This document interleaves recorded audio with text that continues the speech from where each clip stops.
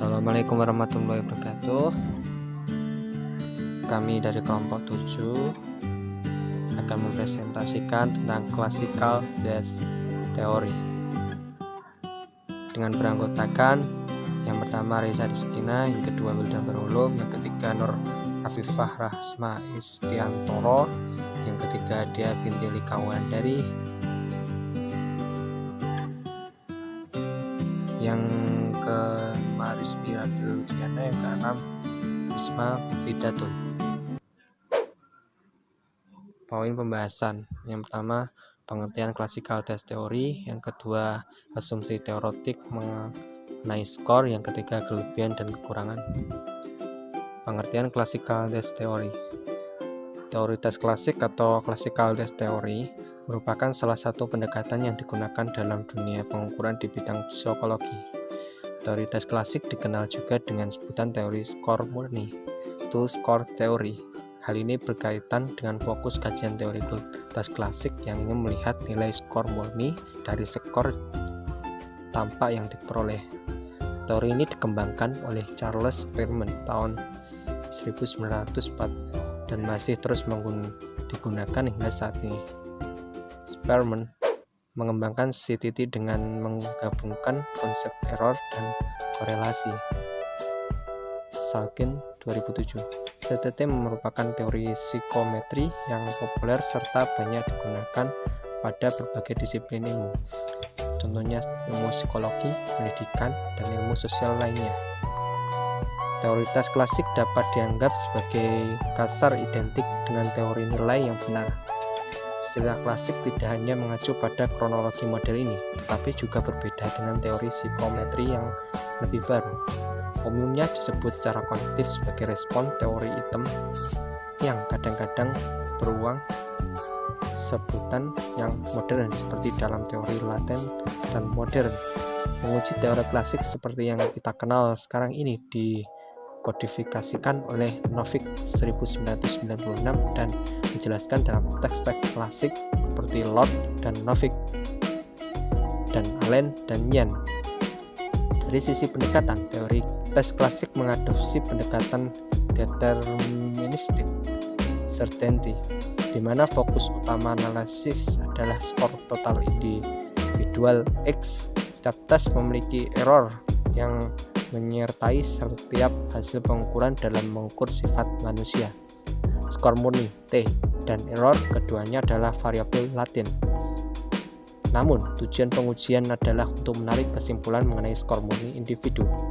Skor per item juga dapat dipastikan benar dan salahnya, yaitu misalnya jika jawaban seseorang benar maka diberi skor 1 dan salah diberi skor 0. Sedangkan IRT berfokus pada probabilitas dalam menjawab setiap item, di mana menilai jawaban bukan pada total skor seseorang, melainkan mempertimbangkan respon atau jawaban seseorang pada level item. Pemberian skornya juga bukan dengan cara menentukan skor 1 atau 0, melainkan probabilitas orang tersebut mendapat skor 1 atau skor 0. Selanjutnya akan diterangkan oleh teman saya. Sekian, terima kasih.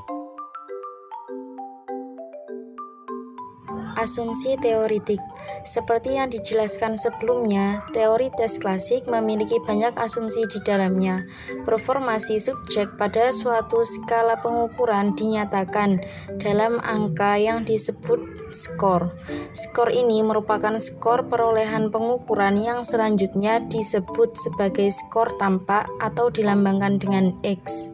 Di dalam skor tampak terdapat skor murni atau T dan error pengukuran E yang tidak pernah dapat diketahui besarannya.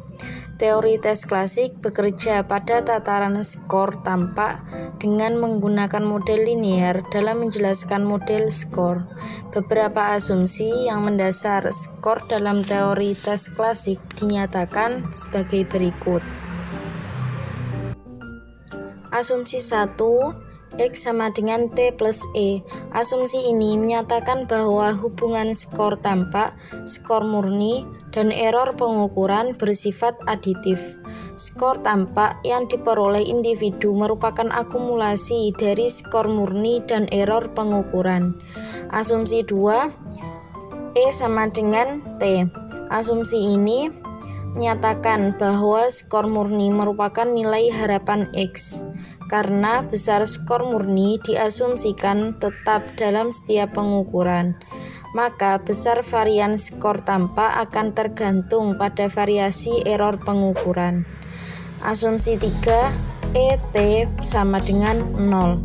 Korelasi antara error pengukuran dan skor murni adalah 0. Menurut asumsi ini, bagi suatu kelompok populasi, subjek yang dikenai tes distribusi error pengukuran dan distribusi skor murni adalah independen satu sama lain. Variasi error tidak tergantung pada variasi skor murni. Asumsi 4, E1, E2 sama dengan 0. Bila E1 adalah error pengukuran tes pertama dan E2 adalah error pengukuran tes kedua, maka asumsi ini menyatakan bahwa distribusi error kedua tes tersebut tidak berkorelasi satu sama lain. Asumsi 5, E1, T2 sama dengan 0. Asumsi kelima menyatakan bahwa error pada suatu tes tidak berkorelasi dengan skor murni pada tes lain. Kelemahan klasikal tes teori atau teori tes klasik. Yang pertama, skor mentah pada dasarnya bukanlah hasil pengukuran. Lebih tepatnya, skor mentah adalah jumlah jawaban benar dari soal yang dikerjakan siswa.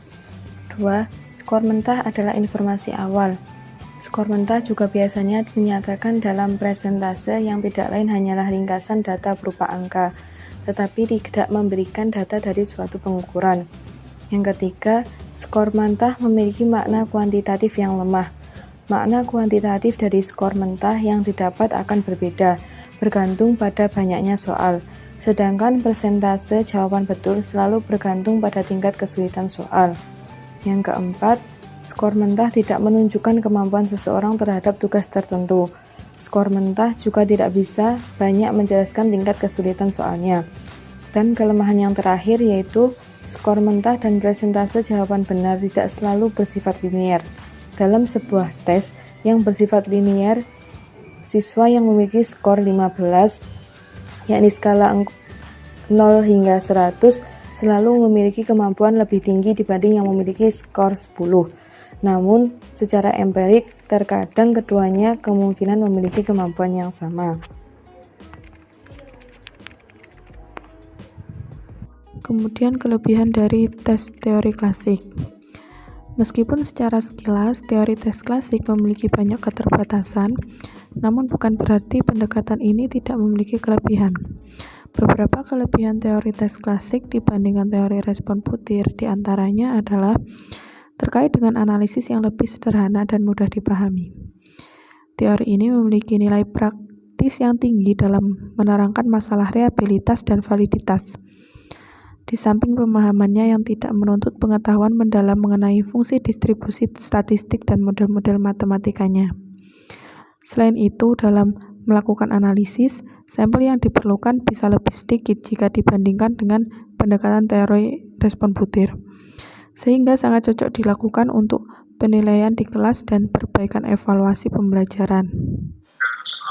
Sini saya akan memberikan tutorial SPSS, penggunaan SPSS untuk teori uji klasik. Yang pertama, kita siapkan dulu data di Excel seperti ini. Saya di sini membuat data X1, X2, X3, dan Y. Ada kurang lebih 20 responden. Selanjutnya kita buka SPSS. Di sini ada dua tabel. Yang pertama yaitu data view dan variable view. Di sini untuk variable view, nama, name kita isi dengan X1, X2, X3, dan Y sesuai dengan nama kolom di Excel tadi. Jika sudah, kita lanjut ke data view. Untuk data dari X1 sampai Y sampai ke bawah, ini kita copy lalu kita paste taruh di sini. Jika sudah seperti ini, selanjutnya kita pilih analyze, lalu kita pilih regression, lalu linear.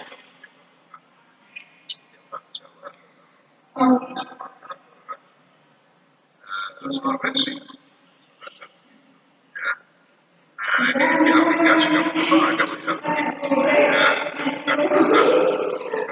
tadi saya sudah mencoba untuk memasukkan.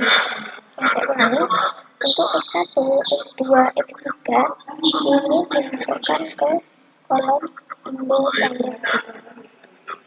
Masukkan kolom independen X2, selanjutnya X3. Nah, dan untuk Y ini dimasukkan ke kolom dependen. Jika sudah, kita pindah ke statistik.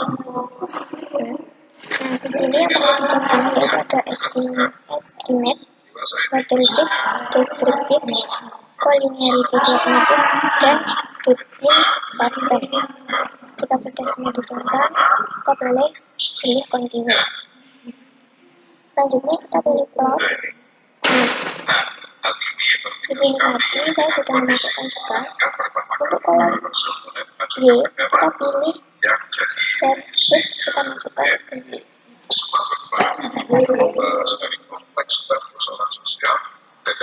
Set shift. Nah, ini kita masukkan ke Y, dan isi right kita masukkan ke X. Lalu kita centang normal probability plot. Selanjutnya kita pilih tekan continue. Jika sudah selesai, sudah benar, kita langsung saja klik OK untuk mengatasi. Kemudian di sini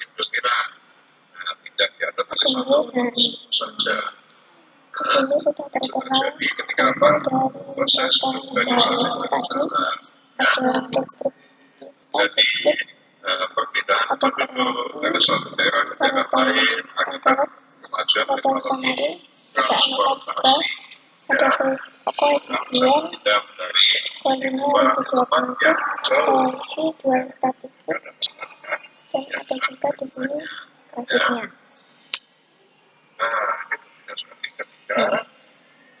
Ini tinggal kita cari kebutuhan aksesnya sesuai kebutuhan. Kita masih mencari apa. Langsung ya mudah sekali